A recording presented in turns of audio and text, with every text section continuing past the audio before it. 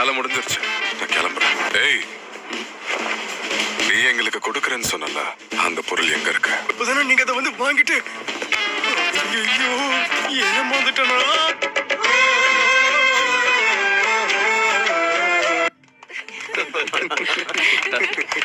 சரி ராபர்ட், நாமளும் இதே மாதிரி கேரன், நாம பிரிஞ்சிடலாம். என்ன?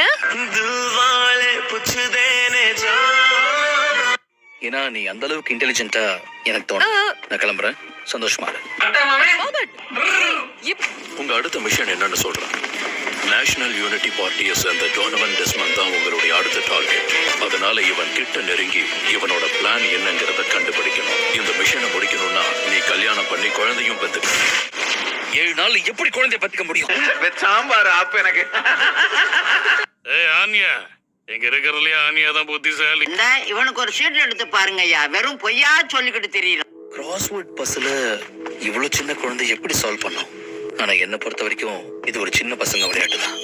1 டவுன் வந்து ஹோமியோஸ்டேசிஸ், 1 அக்ராஸ் வந்து கேஷுவல் க்ளோஷுவா, அதுக்கு கீழே வந்து சிம்ப்ளக்டோமார்பிசம். இவன் முடிச்சிட்டாளா? நிஜமாவா?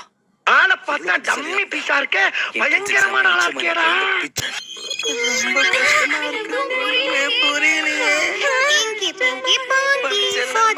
ஐயோ அலாட்டாய்க்கடா, அலாட்டாய்க்க. 8212 ஆத்தா, நீ பாஸ் ஆயிட்ட. சூப்பர் ஆனியா. நிஜமாவா? அந்த மாதிரி எல்லாம் இருக்கிறதுக்கு சான்ஸ் இல்லையே. ஏய், என்னைய வச்சு ஒன்னும் காமெடி கிமெடி பண்ணலையே. இது அத்தை மாதிரி இருக்கு. என்னது? இவர் அம்மாவை ஏத்துக்க முடியாது.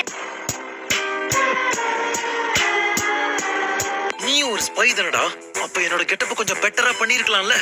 உனக்கு தாய் வேஷம் ட்ரை பண்ணா பேய் வேஷம் தான் வருது. குந்தா பெர்ஃபெக்ட் பாடி இருக்கு, நீ காட்ட மாட்டேங்கிற ஷாரன். குழந்தை பெத்துக்கிட்டதுக்கு அப்புறம் எதுக்கு காட்டிக்கிட்ட? இல்ல புரியல. கண்டிஷன்ஸ் போடலனாலும் என்ன யாரும் டேட் பண்ண வரல.